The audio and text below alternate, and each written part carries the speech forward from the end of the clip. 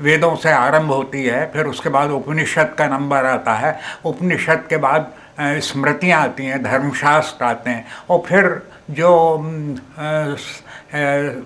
हिंदी में रामायण है, मानस है, ये ग्रंथ है कि जो हमें धर्म के बारे में बताते हैं, मार्गदर्शन देते हैं कि इसको धर्म को इस तरह पर आप समझें। महर्षि वाल्मीकि ने रामायण को लिखते समय ही ये बात कही थी कि राम का जो चरित्र है वो धर्म की शिक्षा देता है, वो हमारे को मार्गदर्शन देता है। और इसीलिए कि दो कारण हो जाते हैं कि एक तो हमको उसमें हमारे कर्तव्यों का बोध होता है उसको पढ़ने से, और दूसरी एक वो हिंदी में है जो कि सब सर्वसाधारण उसको पढ़ सकते हैं। तो इसलिए ये आवश्यक है कि हम रामायण पढ़ें, भगवद गीता पढ़ें, और इसके बाद अगर और भी हो तो उपनिषदों का ज्ञान प्राप्त करें, वेदों का ज्ञान प्राप्त करें। ये प्रेरणा की बात हुई। हाँ, ये प्रेरणा की बात हुई। ये स्थापना इसकी कब हुई थी और किस प्रकार से स्थापना हुई, इसके संबंध में भी थोड़ी जानकारी दें। मैं धर्मशास्त्र का विद्यार्थी हूँ, और धर्मशास्त्र हमारे परिवार में 3 पीढ़ी से चला आ रहा है। तो मेरे पिताजी चाहते थे कि मैं भी धर्मशास्त्र की शिक्षा ग्रहण करूं, और उस पद पर जो कि मेरे दादाजी थे, फिर पिताजी थे, फिर तो उसको प्राप्त करने के लिए अपने आप को तैयार करूं। और मैंने इस बात का उनसे सुनने के बाद ये भी निश्चय किया कि नहीं, ठीक है, मुझे यही करना चाहिए। तो उसके आरंभ करने के लिए जैसा कि आवश्यक होता है कि हम व्याकरण का अध्ययन करें और थोड़ा साहित्य का अध्ययन करें, उसके बाद फिर धर्मशास्त्र करें। तो इसी क्रम से मैंने धर्मशास्त्र का अध्ययन किया संस्कृत में, और ये सब करते हुए भगवद गीता की तरफ से सबसे पहले ध्यान गया, क्योंकि वेदों लोगों से चर्चा भी होती थी। तो वेदों का तो मुझे सबसे पहले, जबकि मैं 8 वर्ष का ही था, तभी मैंने वेदों का अध्ययन किया था। एक वेदों के विद्वान बनारस से हमारे घर पर आ गए थे। वो पिताजी ने उनसे पूछा, वो यजुर्वेद के विद्वान थे, पिताजी ने उनसे पूछा कि क्या आप यहाँ क्यों घूम रहे हैं। तो उन्होंने कहा कि मैंने वेदों का अध्ययन किया, लेकिन मुझे कुछ स्थान जमने के लिए मैं चाहता हूँ। तो पिताजी ने उनसे पूछा कि अच्छा, आप भोपाल रहना पसंद करेंगे? तो उन्होंने कहा कि हाँ। तो पिताजी ने कहा ठीक है, आप हमारे यहाँ रहिए, हम आपको अपने यहाँ घर पर रखते हैं। हमारे यहाँ उस समय स्थान था घर में रखने का, तो उनको घर पर रख लिया। और भोपाल के कुछ पंडितों को बुला करके उन्होंने कहा कि ज्योतिष के उसके यजुर्वेद के एक विद्वान हैं, उनको हमने इसलिए रोक लिया है कि हम बच्चों को, ब्राह्मण बच्चों को, ये जो भी यजुर्वेद पढ़ना चाहें उनको हम इनसे शिक्षा दिलवाएं। और इस तरह करने के बाद तो 7-8 विद्यार्थी तैयार हो गए थे, और हमारे घर में ही जितना बड़ा ये रूम है, इतनी बड़ा एक रूम था, उसमें वो कक्षा लगती थी। और तो वो इस तरह 2 साल तक रहे। हाँ, हमारे घर पर ही रहे, और सारा प्रबंध था, अकेले थे वो, और इतना स्थान था कि वो बहुत उनके लिए कोई असुविधा नहीं हो सकती थी किसी भी बात में, और भोजन हमारे साथ करते थे। तो इसमें केवल यजुर्वेद संबंधी अध्ययन हुआ कि अभ्यास हुआ, या और वेदों का भी अभ्यास हुआ? हाँ, नहीं, तो वो यजुर्वेद का ऐसा हुआ कि मेरा अध्ययन यजुर्वेद का आरंभ हो गया वो, और उसके कारण से कि वो करना पड़ता था, वो सारे दिनचर्या मेरी बन गई उस तरह की कि मैं सुबह से उठूं और सब स्नान आदि करके फिर वो पढ़ने के लिए बैठूं। तो कुछ विद्यार्थी आते थे, तो लेकिन धीरे धीरे 7-8 विद्यार्थी तक हो गए थे, लेकिन फिर वो किसी ने 1 अध्याय किया, किसी ने 2 अध्याय किए, इस तरह से करते करते 3रे अध्याय तक तो लगभग काफ़ी हो गए। लेकिन एक और विद्यार्थी तो नहीं थे, वो मैंने प्रौढ़ थे, तो उनको भी रुचि थी, तो वो भी उसमें सम्मिलित हो गए थे। परंतु मेरा वो क्रम बराबर चलता रहा, पूरे उसके 8 अध्याय रुद्राष्टाध्याय हाँ पूरे किए। और वो उसमें कठिनाई ये थी कि वो सिर्फ पढ़ा नहीं देते थे, वो तो दूसरे दिन सुनते थे कंठस्थ के, कंठस्थ सुनाओ। और तो वो 8वां अध्याय मुझे यजुर्वेद के कंठस्थ थे। और कभी कभी ऐसा भी होता था कि कोई विद्वान आ जाता था तो उनको पिताजी के, अब मैं 8 वर्ष का 10 वर्ष का था, तो 8वें वर्ष में फिर क्योंकि मेरा यज्ञोपवीत संस्कार हो गया था धर्मशास्त्र के अनुसार, ब्राह्मण का यज्ञोपवीत संस्कार 8 वर्ष में होना चाहिए, तो 8 वर्ष में मैं एक बार शायद उसमें अभी अशुद्ध कह गया कि मैं 8 वर्ष का, जब ये पढ़ रहा था उस समय 15 वर्ष का था जब ये वेद का अध्ययन कर रहा था। लेकिन क्योंकि जैसे सुबह वो जो ब्राह्मण का कर्तव्य है, उतने मंत्र जो के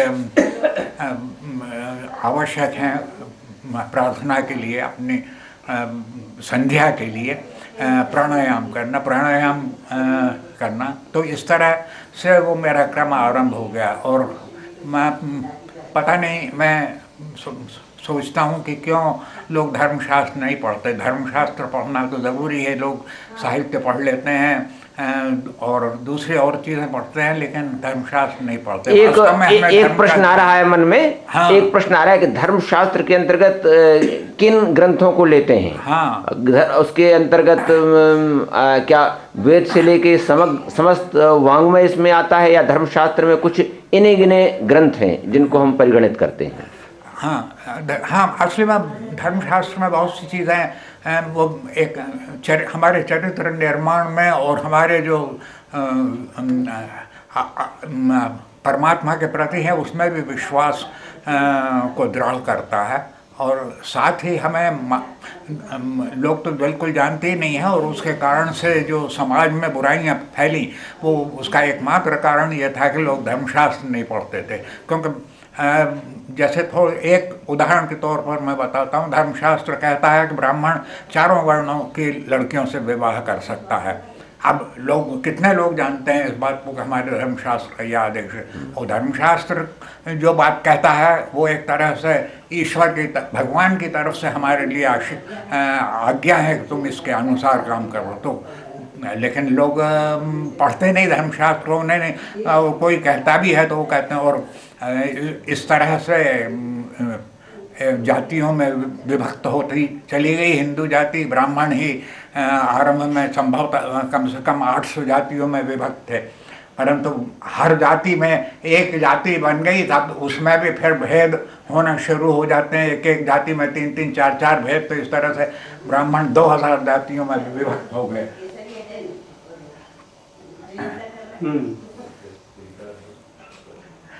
तो हाँ, तो इसलिए मैं ये कह रहा था कि धर्मशास्त्र और फिर इन्हीं सभी ग्रंथों से, तो भगवद गीता का इसी लिए हमारे वहाँ हुआ। उसमें हमारे कॉलेज में 15 दिन में एक ऐसे सम्मेलन होता था जिसमें ब्राह्मण लोग, जो हमारे आचार्य लोग थे वहाँ के, वो सब सम्मिलित होते थे। तो ये भगवद गीता का वहीं से मेरा आरंभ हो गया, क्योंकि वहाँ जाने से पहले यजुर्वेद का तो ज्ञान था ही सही। और एक 15वें दिन में वहाँ, क्योंकि कॉलेज में सभी ऋग्वेद, यजुर्वेद, सामवेद ये सब पढ़ाए जाते थे, तो वो उसके विद्यार्थी, एक एक विद्यार्थी उसका बोलता था उस सभा में। तो इस तरह पर ऐसा माने क्या कि गीता हिंदू धर्मशास्त्र का प्रतिनिधि ग्रंथ है? हाँ, इसलिए यह पठनीय है और इसका अवलंबन लिया जाना चाहिए। हाँ। आपकी धारणा क्या ऐसी बनती है या कुछ और इससे भिन्न कहेंगे? मैंने ये पूछा कि गीता को हिंदू धर्म का एक प्रतिनिधि ग्रंथ मानकर ही आप इसका पारायण कराते हैं, या कुछ और भी बात है जो इसके साथ चल रही है? ठीक है, नहीं, हाँ, प्रतिनिधि ग्रंथ ही हमें मानना चाहिए, इसलिए कि अब वेदों का अध्ययन तो होता नहीं हर एक का, होता भी है तो अधिकतर लोग रट लेते हैं, और रटने से नहीं हो, असली में वेदों का जो अर्थ है उसकी गंभीरता है वहाँ तक पहुँचना चाहिए। तो वो ज़रा कठिन होता है। भगवद गीता सरल है और रोचक है, और तो इसलिए भगवद गीता में लगभग सभी प्रमुख बातें आ जाती हैं, उसमें कोई चीज़ छूटती नहीं है हमारी। अब ये ज़रूर है कि लोग अलग अलग ढंग से उसके अर्थ करते हैं। ये आपको ये प्रश्न नहीं उठता क्या कि एक युद्ध के दौरान ऐसी कुछ बात हो सकती है क्या, इतनी बात हो सकती है गीता की प्रामाणिकता के लिए? हाँ। यह प्रश्न उठा करता है कि एक युद्ध के दौरान कृष्ण ने इसे कहा अर्जुन को, तो क्या यह व्यवहारतया संभव है? ऐसा हुआ होगा क्या? इसकी एक ऐतिहासिकता बनती है, और ऐतिहासिकता की जब बात करते हैं तो क्या इसकी वह प्रामाणिकता है जो प्रामाणिक आधार को लेकर के चलते हैं हम? हाँ, मेरा दृढ़ विश्वास है, मैं बिल्कुल ये बात मानता हूँ कि उनके भगवद गीता भगवान श्री राम के द्वारा कही गई है। वो एक ऐतिहासिक पुरुष, श्री कृष्ण के द्वारा ऐतिहासिक पुरुष थे, और हमें इसको इस अपने निश्चय को कई बातों से हम पक्का कर सकते हैं, उनके जीवन को देखते हुए और उसके में जो शिक्षाएं दी गई उनको देखते हुए। ये इतिहास पुरुष थे, ये बिल्कुल निश्चित है। अब रह गया ये कि इन चीज़ों पर लोग शंकाएं उठाते हैं, परंतु वो माननी नहीं है शंकाएं। एक प्रश्न और बनता है कि जब हम गीता को इस सेक्युलर युग में प्रचारित और प्रसारित करना चाहते हैं, तो यह वही गीता है जिसमें वर्णों की, वर्ण व्यवस्था की, ब्राह्मणों की श्रेष्ठता की बात बार बार कही है। ये गीता में वर्ण व्यवस्था और ब्राह्मणों की श्रेष्ठता की बात कही गई है। तो वर्तमान इस धर्मनिरपेक्षता के युग, सेक्युलर युग में यह लोगों के गले कैसे उतर सकती है, कैसे उतरेगी यह बात? वर्ण व्यवस्था जो गीता की है, हाँ, वर्ण व्यवस्था जो है गीता में, वो उनके कर्मों का निश्चय करने के लिए कह दी गई है कि हम जैसे ब्राह्मण हैं, वो अपने आप को शिक्षा प्राप्त करेगा तो वो उसके अनुसार ही अपने कर्मों को ठीक करे। रहा है कि समाज में इस बात की भी आवश्यकता है कि सफाई हो, स्वच्छता हो, बहुत सारी। तो ये अब लोगों ने जो इस काम को अपने लिया, उसको हमने थोड़ा ये निम्न प्रकार का समझ करके, तो उनको हमने ज़्यादा जोर नहीं दिया कि तुम वेदों को ही पढ़ो, क्योंकि रह गया ये कि अपने कर्तव्य की तरफ ज़्यादा ध्यान दो। मतलब ये कि सिर्फ पढ़ाई उतनी आवश्यक नहीं है, ये तो ठीक है क्या चरित्र निर्माण के लिए उसका है, लेकिन मनुष्य अपने कर्तव्यों से हट करके हट जाए इस काम के लिए क्या नहीं, सुबह से जो काम करने का है वो ना करे और वो पढ़ने के लिए बैठ जाए। तो इस तरह की जो बुराइयां समाज में आ सकती थी, उनको रोकने के लिए ये इस तरह का। एक और प्रश्न आ रहा है कि इस अनुष्ठान में आपको किन किन महात्माओं का सानिध्य प्राप्त हुआ? गीता के व्याख्याकार, गीता के अध्येता, सन्यासी, संत, किन किन के संपर्क में आप आए जिनको आप स्मरण कर पाते हैं? हाँ, देखिए, मैं शायद 16वां वर्ष में हमारे यहाँ, क्योंकि पिताजी के पास जो काम था उसमें उनके पास विद्वान जो भोपाल आते थे वो मिलने घर पर भी आ जाते थे कभी कभी। तो जब मैं शायद 15 वर्ष का था, तब एक हमारे यहाँ सन्यासी एक व्यक्ति आया जिनका नाम विवेकानंद ही था। तो अधिकतर ये होता था कि पिताजी के पास जो ये लोग आते थे तो मैं बैठता नहीं था, अपना काम से लगा रहता था, पिताजी से के पास वो बात करते चले जाते थे। लेकिन ये व्यक्ति कोई बहुत आकर्षक था लगा मुझे कि तो यानी मेरे ख्याल से उनकी उम्र रही होगी 32-35 के करीब। चेहरे पर उनके तेज था और पूरा शरीर ऐसा सुगठित सा लगता था। तो मैं भी सुनने के लिए कि क्या बातचीत कर रहे हैं वहाँ बैठ गया। और थोड़ी की देर बाद ही उसने मुझसे प्रश्न किया कि क्या व्यायाम करते हो तुम सुबह से। तो मैंने कहा कि नहीं, व्यायाम तो मैं कुछ भी नहीं करता हूँ, और कुछ खेल में। मैंने कहा वो स्कूल में पीटी होती है, उसमें ज़रूर भाग लेता हूँ, वो 15वें दिन 10वें दिन होती है। तो कहना अच्छा, मैं तुम्हें कुछ बताऊं, व्यायाम तो करोगे? मैंने कहा हाँ करूँगा। तो उन्होंने कहा अच्छा ठीक है। तो वो शायद मैं कोट वोट पहना था, उन्होंने कहा कोट वोट उन्होंने निकाल दो, और उन्होंने उसी कमरे में मुझे 5-6 वो योगासन सिखाए, हाँ योग के सिखाए। और फिर खैर वो हो गया। फिर उन्होंने पूछा कि उठते कब हो? तो मैंने कहा मैं 7-1 बजे करीब।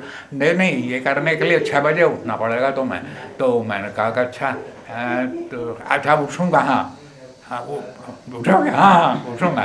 तो फिर हुआ ये कि एक हमारे संबंधी थे, वो हमारे साथ ही रहते थे, वो सुबह से उठते थे 5 बजे से। तो मैंने कहा ठीक है। तो मैंने फिर उनसे कहा कि आप ज़रूर मुझे उठाइए कल से। लेकिन कुछ अजीब बात थी, मैं जब वो उठते थे तभी मैं उठ बैठा, उनको मुझे उठाना नहीं पड़ा। और उस दिन से फिर वो जो उन्होंने मुझे योग के वो सिखाए थे, बराबर नियमित रूप से मैं बराबर करता रहा। फिर ये हुआ कि मैं 8वीं क्लास के बाद 9वीं क्लास में पढ़ने के लिए सीहोर चला गया। तो सीहोर में हमारे एक अलग हमको मकान लेना पड़ा, क्योंकि हॉस्टल में रह नहीं सकते थे। तो उसमें अलग मकान में रहते थे, तो बहुत काफ़ी सुविधा थी ये सब काम करने की। तो वो मैं बराबर नियमित रूप से करता था, बल्कि कुछ बढ़ गया था। और इस तरह पर वो कुछ जीवन से ऐसा बन सा गया। और ये प्राणायाम भी, यद्यपि संध्या में कभी करता था, कभी नहीं, ऐसा कभी कभी उसमें हो जाता था, लेकिन प्राणायाम नहीं छूटता था। और ये योग का अभ्यास के बराबर रहा। अब उसके बाद फिर मैं वहाँ जयपुर से चला गया। तो जयपुर में भी वही था कि अलग मकान लेकर के किराए का रहते थे। तो कोई असुविधा नहीं थी हमें इस सब करने की। अब वहाँ जो कठिनाई आती थी वो ये था कि सुबह 6:30 बजे कॉलेज होता था। तो कॉलेज में थोड़ा दूर था, लेकिन फिर बाद में मैंने साइकिल ख़रीद ली थी, तो साइकिल से जाता था। थोड़ा 2-4 दिन में जो सुबह जल्दी उठने का अभ्यास हो गया था। तो सर्दी के दिनों में ज़रूर कठिनाई हो जाती थी, क्योंकि अंधेरा रहता था। ये राजस्थान में सुबह 6 बजे बिल्कुल अंधकार रहता है और कोहरा छाया रहता है। तो फिर भी वो साइकिल पर मैं जाता था। वहाँ क्या है कि वो ये सांड जो है वो सड़कों पर घूमते रहते हैं। तो हाँ तो और जो हमारा कॉलेज था, कॉलेज की जो सड़क है वो एक वहाँ हवा महल जो बहुत प्रसिद्ध वो है, प्रसिद्ध स्थान है देखने का। हवा महल रोड पर ही हमारा कॉलेज है।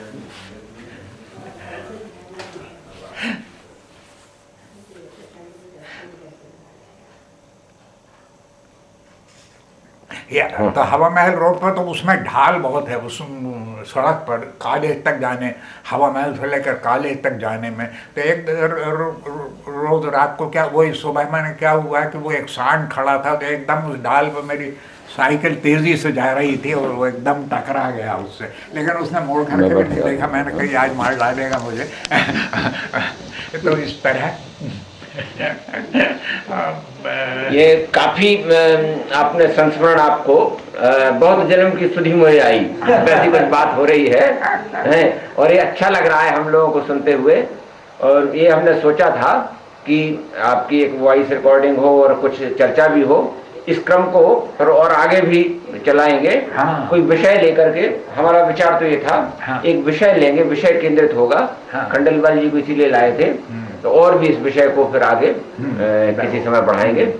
आज अपना समय हो गया गीता समिति का। तो आज के लिए इतना। फिर ये वार्ता पूरी नहीं है, ये साक्षात्कार अधूरा है, आगे फिर इसको। ठीक है। हाँ, वो बात अधूरी रह गई। हाँ, आप उसको पूरा कर दीजिए। ये जो सन्यासी का मैंने बात कही है आपसे स्वामी विवेकानंद की, वो मेरे पिताजी के पास इसलिए आए थे कि वो ये चाहते थे कि उज्जैन में रहकर वो कुछ साधना करना चाहते थे। वो चाहते थे कि मेरे पिताजी उनको कोई ऐसा व्यक्ति उज्जैन में बता दें जो उनकी सहायता कर सके। तो पिताजी ने उनको एक पत्र लिख दिया। वहाँ एक डॉक्टर थे जो कि लोगों को ये योग सिखाते थे। वो योग के द्वारा वो चिकित्सा भी करते थे और एक मासिक पत्रिका निकालते थे योग पर, और उसमें अध्यात्म भी होता था। तो उनका पता दे दिया।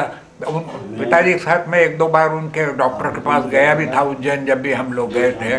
तो ये उनका पता उनको दे दिया और वो जाकर के मिले उनसे, डॉक्टर से, और उन्होंने उनके लिए प्रबंध कर दिया कि जहाँ एकांत में रहकर वो अपनी साधना कर सके। लगभग सन 40 में मैं अपने एक काम से उज्जैन गया था। तो मैं उन डॉक्टर के पास गया जिनने जो योग सिखाते थे और उनसे मिला। तो उन्होंने मुझसे पूछा, कहा कि वो एक सन्यासी को आपके पिताजी ने मेरे पास भेजा था जो कि यहाँ साधना करने वाले थे। वो यहीं है जब से साधना कर रहे हैं, और वो अभी 2 दिन से मेरे घर पर आए हुए हैं। वो तो मेरे कार्य में उनसे मिलना चाहूँगा। तो उनके आप ऊपर चले जाइए, ऊपर बैठे हैं वो, आप जाकर के उनसे मिल लीजिए। तो मैं ऊपर फिर गया तो वो बैठे थे। उन्होंने भी मुझे पहचान लिया। उन्होंने सबसे पहले मुझसे यही पूछा कि वो और क्या शिक्षा है का क्या आपके चल रहा। तो मैंने कहा कि ऐसा हो गया है, और आपका जो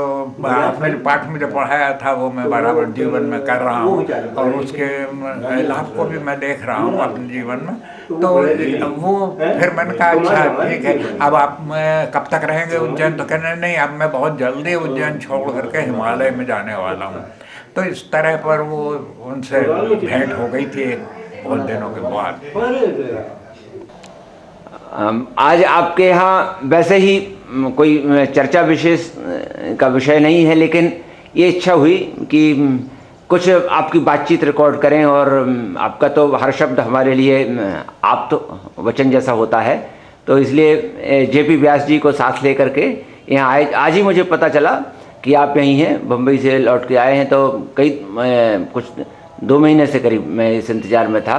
तो आज आपको यहाँ देखकर मुझे बहुत अच्छा लग रहा। और कुछ भी कोई ऐसा विषय नहीं है, लेकिन यहाँ आते हुए तो मैं बार बार और यही याद करके आता हूँ और लोगों को सुनाता भी हूँ कि आपसे यदि हमको ईशावास्य उपनिषद के इस मंत्र का अर्थ समझना है कि कुर्वन्ने वे कर्माणि जिजी विशेषतम समा, तो फिर वो आपके ही सामने बैठकर समझा जा सकता है, आपको देखकर ही समझा जा सकता है। तो आप जो कुछ भी कुछ कहें और वो हम सब सुनेंगे। अभी आप वहाँ का सुना रहे थे, अभी क्या कर रहे हैं, क्या सोच रहे हैं और क्या कहना चाहते हैं? आप तो खुद पंडित हैं। मुझे ईशावास्य को लेकर के विनोबा जी से बहुत बहस हो गई थी जी, जो विनोबा जी विद्वान आदमी थे जी हाँ, और चर्चा करते थे जी हाँ। और ख़ासकर वो उसकी विषय पर काम करते थे जो मैं कर रहा था अथर्ववेद पर। हाँ हाँ। तो वो ईशावास्य में उन्होंने एकदम सर्व पर अनुसार कर रखा था। तो मैंने कहा कि ये गलत है, बोले कोई ज़रूरी नहीं है कि हम व्याकरण के नियमों का पालन करें। हाँ। मैंने कहा आप पालन नहीं करें तो संस्कृत में नहीं लिख सकते, लिखना पड़ेगा। हाँ। तो विनोबा जी की मुझे बहुत याद आती है। अब कल वो लेने कोई आया था, शायद रेडियो वाले या टीवी वाले कोई आया था। अच्छा। तो मैंने उनसे कहा मेरे आदर्श विनोबा जी हैं। लोग सबके अलग अलग हैं। तो विनोबा जी से मैंने कहा कि गांधी जी तो सबसे मिलते हैं प्रेम से, सिर्फ आपके यहाँ आना हो तो आप फावड़ा दे देते, खो दो, बात करते नहीं, अगले काम में लग जाते हैं, उसको काम में लगा देते हैं। तो विनोबा जी का जवाब है, देखिए बापू हैं सिद्ध पुरुष, वो सांप भी लटका सकते, जहर ही पी सकते, क्या बात, बचा सकते। मैं साधक हूँ। हाँ। मैं देखे 1 मिनट देखना पड़ता है। वाह वाह, क्या बात है। दूसरा उन्होंने मुझे तुलसी की माला दी अंतिम मरने के पहले। अच्छा।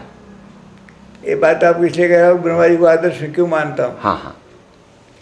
माला दी फिर दरवाजे पर उनको कहीं अपनी जो नदी है वहाँ पर पवनार है। हाँ। उस नदी में उनको बहती हुई एक पत्थर की मूर्ति मिल गई जिसमें राम भरत के साथ साथ मूर्ति है। अच्छा। तो मुझे कह रहे थे भारत में कहीं नहीं है, सिर्फ हमारे यहाँ है। उन्हें छोटा मंदिर बना दिया, उन्हें राम भरत की मूर्ति दरवाजे पर रख दी, कह रहे सिर्फ यही है। और कहीं नहीं है। चौपाई लिख कर दी, बैर ने कह काहू से कहू राम प्रताप विषमता खोई, ऐसे था।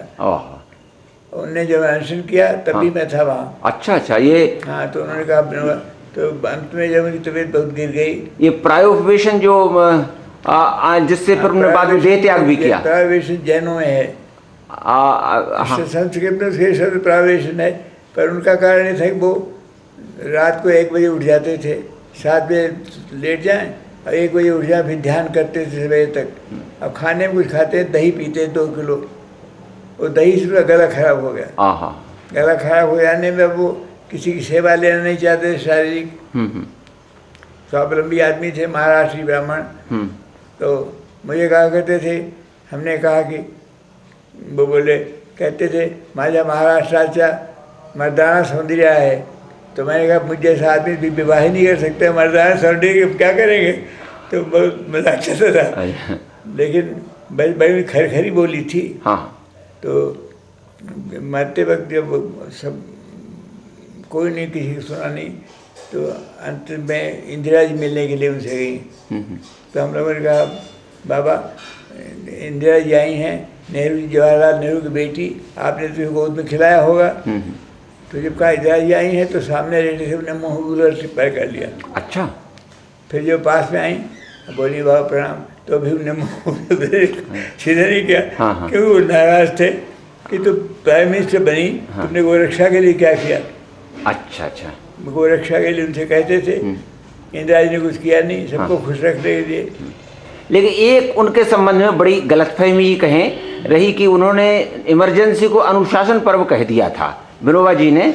इसको लेकर के लोगों ने उनकी आलोचना की, मीडिया ने काफी उछाला था इसको। अच्छा। अनुशासन पर्व का उनका अर्थ है नहीं था, हमसे बात हुई थी। अच्छा। अनुशासन पर्व का मैंने कहा, कंट्री को अनुशासन का पालन करना चाहिए। किसी को मौका मिल जाता है जब 15 का, जैसे उदाहरण जयप्रकाश नारायण जो आंदोलन चलाया, उसके पीछे कोई साइंटिफिक बात नहीं थी। अब गुजरात यूनिवर्सिटी संबंध कर दी उन्होंने।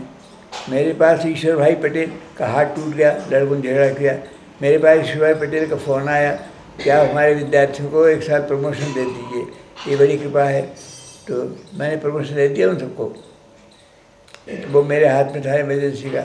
इलाहाबाद यूनिवर्सिटी के लड़कों को मैंने भर्ती किया, सब मेरे पास भेजते, प्रोफेसर राम साहब कि हमारे लड़कों को ले लीजिए। अब सारी यूनिवर्सिटियों में उन्होंने उपद्रव फैला दिया, उससे कुछ फ़ायदा हुआ नहीं। मैं भी जयप्रकाश जी के मरने के 6 महीने के अंदर उनके यहाँ गया था। सतीश चंद्र मिश्रा वहाँ हाई कोर्ट के चीफ जस्टिस हैं, वो उनकी श्यामाचंद्र शुक्ला की लड़की उनके लड़के की ब्याही है।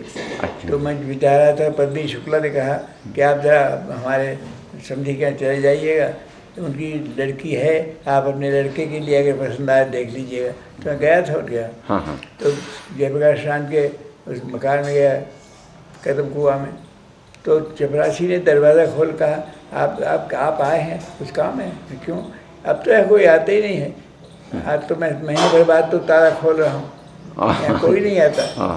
तो अब देखिए जयप्रकाश नारायण को लोग 6 महीने के अंदर इतना भूल गए कि किसी ने याद नहीं रखा।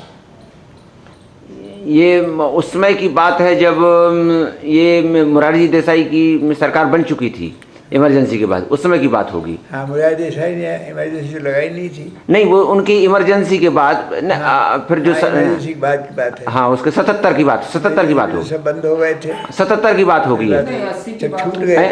हाँ, जयप्रकाश नारायण जी का निधन तो 79 या 80 में हुआ है। किसका? जयप्रकाश जी का निधन। हाँ, मुझे सन संबत याद नहीं है भैया। इतिहास में भी मैं सन संबत छोड़ देता था, बाकी सब लिख देता था। आज भी तो मैं गया था कदम कुआं में, बहुत जाता रहता था। क्योंकि रामधारी सिंह दिनकर मेरे घनिष्ठ मित्रों में थे, उनसे भी मिलता था। और ये सतीश चंद्र मिश्रा, ये जो चीफ जस्टिस थे उसके हाई कोर्ट के, वो हमारे मित्र थे। हम एक कमेटी भी थे सेंट्रल गवर्नमेंट में, वो लैंग्वेज के आधार पर जो कमियां होती थी वो ठीक करने के लिए मैं था। तो इससे मैं अक्सर जाता रहता था। फिर बिहार एक स्टेट ऐसी है जिसकी 7 यूनिवर्सिटीज़ का एग्जामिनर या मेम्बर कुछ न कुछ था। और मेरा पहला ग्रंथ जो बहुत पॉपुलर हुआ, पतंजलि का भारतवर्ष, वो बिहार से ही पब्लिश हुआ था। इससे बिहार के प्रति लिए मेरे मन ममता थी। वहाँ रामधारी सिंह दिनकर के अलावा राम वृक्ष बेनीपुरी थे, मित्र मेरे तमाम थे। बल्कि एक मज़ेदार याद है, उन्होंने मुझे खातिर से जयप्रकाश जी ने खाने पर बुलाया। अच्छा। खाने पर गया तो उन्होंने खाना परोसा, तो सबके ऊपर सरसों का तेल, कच्चा सरसों का तेल सबके ऊपर, मैं कभी नहीं खा सकता हूँ। दही चावल दे दिए तो मैं खा लूँगा। तो दही भी उनके यहाँ होता है, दो तीन सज्जा दही और दूसरा दही, और उसना चावल और ऐसे चावल। हम यूपी वाले लोग तो नखरे वाले हैं। हाँ। तो जाता बहुत रहा। फिर राहुल जी जब मरे, ये राहुल जी भी बिहार के ही थे। राहुल यानी ये राहुल सांकृत्यायन। हाँ, राहुल सांकृत्यायन। हाँ, मैं गया था, मास्को गया था। अच्छा। हाँ। तो राहुल सांकृत्यायन, मैं रूस की यात्रा में मैं गांव गया हूँ। तो राहुल सांकृत्यायन से मैंने मिलना चाहा, तो वहाँ की सरकार ने मिलने नहीं दिया। बोला ऐसे चरित्रहीन आदमी से आप जैसे आदमी को नहीं मिलाएंगे। अच्छा। क्यों? मेरे लिए बहुत प्रोटोकॉल बहुत था। मुझे डिफेंस मिनिस्टर का दर्जा था वहाँ मास्को रूस में। अच्छा। तो बोले क्यों? इस आदमी को मालूम था कि इसकी शादी हो गई है, और उसने यहाँ का लड़की शादी कर ली, अपने को सन्यासी कहता है, ये आपके मिलाने लायक नहीं है। अच्छा। मिलने नहीं दिया मुझे राहुल जी। ये रूस पहले गए थे, लंका बाद में गए थे राहुल जी? आप लंका पहले गए थे? राहुल जी लंका तो गए नहीं। लंका राहुल जी वहाँ गए थे, तिब्बत गए थे। अच्छा। वहाँ की किताबें बहुत लाए थे। हाँ, उधर वो एंशिएंट हिस्ट्री इंडिया की स्टडी है। हाँ। बहुत हमारा उनके साथ भी था। उनकी एक पुस्तक है बोलगा टू गंगा। हाँ, बहुत प्रसिद्ध सिद्धांत, बहुत प्रसिद्ध। तो एक दूसरा मजाक वो करते थे वहाँ